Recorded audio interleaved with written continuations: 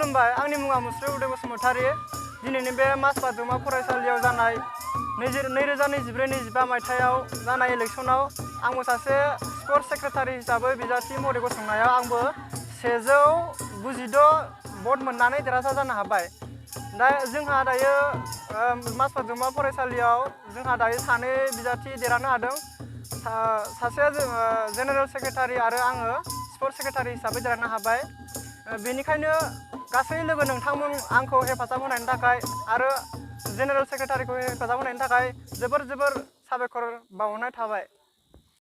लोगोसे जोंनि बे माजबाद दालाइ दुलाराय बर' फरायसा आफादनि गासै सार आदा मोनखौबो जोबोद रोजा साबायखर बावहरनाय थाबाय। जोंखौ एसेबांखिनि सापर्ट आरो हेल्प खालामनायनि थाखाय जोबोद साबायखर बावहरनाय थाबाय। गोजोन्थों। खुलुमबाय आंनि मुङा अनजालु बसुमतारी।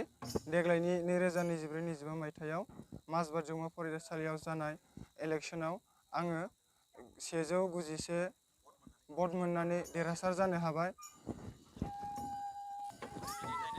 बेनिखायनो साफ्रोमबो माजबाद जौमा फरायसालियाव फरायनाय फरायसुला फरायसुलि नोंथांमोननिसिम आंनि गोसो गोरबोनिफ्राय अननाय सिबिनाय जासिहरबाय आरो फैबाय थानाय समफोराव आसा खालामो माजबाद जौमा फरायसालियाव फरायनाय साफ्रोमबो फरायसुला फरायसुलि लोगो नोंथांमोना आंखौ मदद खालामगोन होननानै